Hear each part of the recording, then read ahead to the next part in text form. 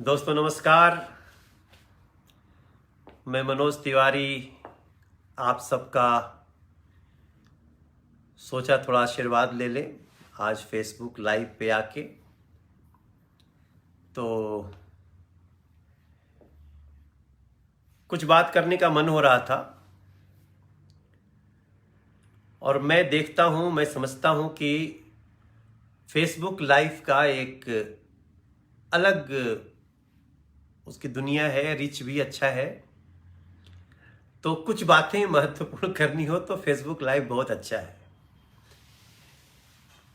आज अक्षय तृतीया है और अक्षय तृतीया की आप सभी को बहुत बहुत बधाइयां। मां लक्ष्मी की अक्षय कृपा बनी रहे आप सभी के ऊपर, ये मेरी शुभकामना है। और आज भगवान परशुराम का जन्मोत्सव भी है।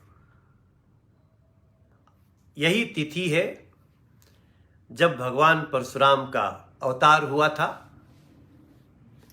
उस भगवान परशुराम की इस जन्मोत्सव की बहुत बहुत आप सबको बधाइयां।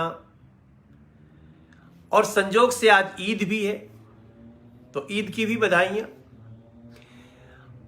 अब हर त्योहार पे व्यक्ति कुछ न कुछ संकल्प लेता है और लेना भी चाहिए कि हम इस त्योहार पे ये संकल्प ले रहे हैं।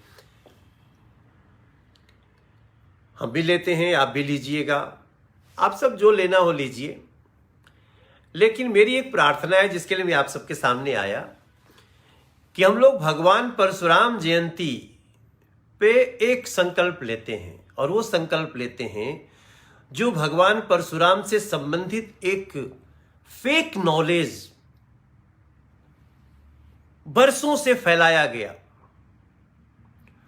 और उस फेक नॉलेज मतलब झूठे ज्ञान को इतना फैलाया गया, एक साजिश के तहत फैलाया गया कि हिंदू समाज बंटे। और उसका असर हुआ। आपके अनुभव में आया हो या नया, हमने बहुत जगह देखा कि इससे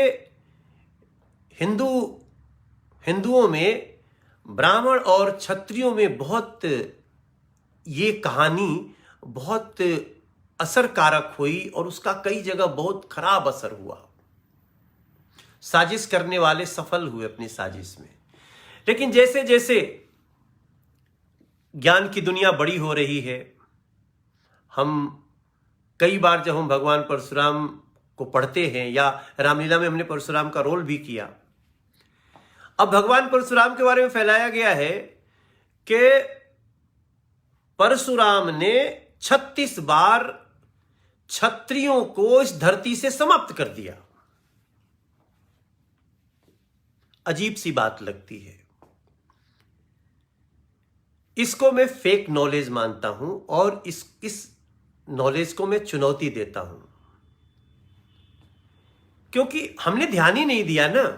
हम लोग तो रामचरितमानस को लाल कपड़ा में बांध के और रख दिए कोने में। वो भी किसी ने कहा इसको लाल कपड़े में बांधो, रखो, पढ़ने की आवश्यकता नहीं है, क्योंकि पढ़ते तो पता चलता। जो ज्ञानी लोग पढ़े उनको मालूम है। हमको भी एक समय ये बात समझ में आती है कि कहते हैं कि परशुराम ने क्षत्रियों को 36 बार धरती से समाप्त कर दिया।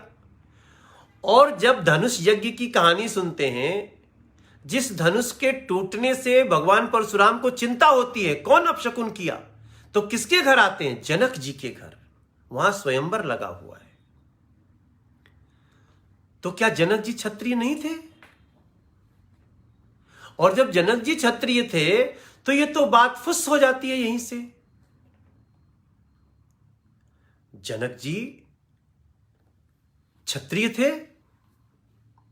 और आकर के बोलते हैं, जनक, शिव के धनुष को तोड़ा किसने? वो जनक जी के घर में धनुष को सुरक्षित समझ के रखे हुए हैं और उसके टूटने पे आते हैं। एग्जाम्पल एक। दूसरा एग्जाम्पल, जब भगवान परशुराम पूछ रहे हैं किसने तोड़ा धनुष को, बताओ, तो उस समय महर्षि विश्वामित्र जी ने परशुराम जी से कहा कि महात्मन, पहले इन 2 बच्चों को आशीर्वाद दे दीजिए।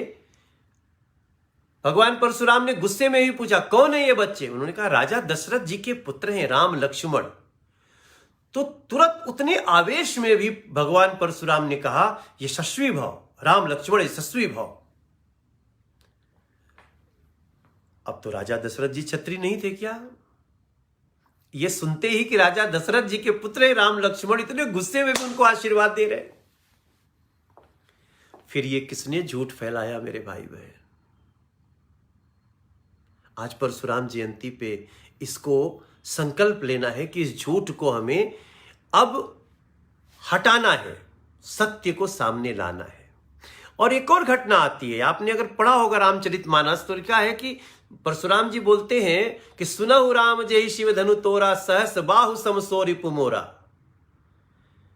जिसने शिव का धनुष तोड़ा है वो सहस बाहु की तरह हमारा शत्रु है।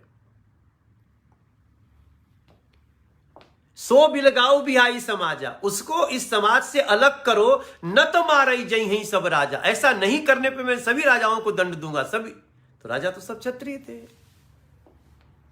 फिर भी मौका दे रहे हैं। तो न्याय की बात हो रही है कि जो दोषी है उसको निकालो। मेरे भाई बहन, किसी ने हमारे इस कहानी के साथ बहुत बड़ा मजाक किया है और हम चले आ रहे हैं। रामलीला में भी कई लोग यही डायलॉग बोलते हैं। मैं जब परशुराम बना, मुझे याद है मैंने उस दिन डायरेक्टर को, रामलीला के डायरेक्टर को ये डायलॉग बदलने को कहा। नहीं, ये सरासर झूठ है, ये गलत है, ये हिंदू धर्म को कमजोर करने की साजिश है, सत्य सनातन को कमजोर करने की साजिश है।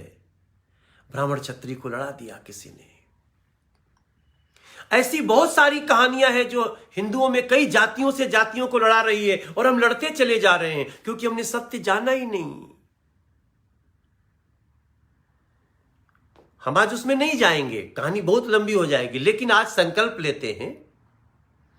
और देखिए, जब भगवान परशुराम को पता चलता है कि वो ये राम तो ईश्वर है, हम धनुर्धर राम, हम परशुधारी राम, अब धनुर्धर राम का समय आ गया, तो वही भगवान परशुराम नतमस्तक होके कहते हैं कि मेरे धनुष को चढ़ा दो, मैं पहचान जाऊं। पहचान होता है, उनके चरणों में गिर जाते हैं। कहां से आ गया ये झूठा फेक नॉलेज? तो मैं सोचा, छोटी छोटी बातों से बड़ी बातें बनती हैं।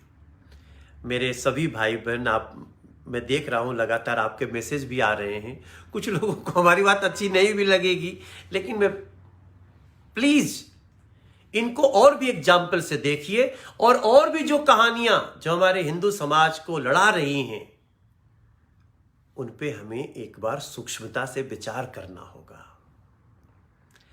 चलिए, आज भगवान परशुराम के जन्मोत्सव पे हम लोग ये संकल्प लेते हैं कि हम ऐसी ऐसी जानकारियां लोगों के बीच लाएंगे। और जो पूरी दुनिया में 798 करोड़ लोग हैं, 448 करोड़ सोशल मीडिया पे हैं, फैलाते हैं, सत्य लाते हैं। जय परशुराम।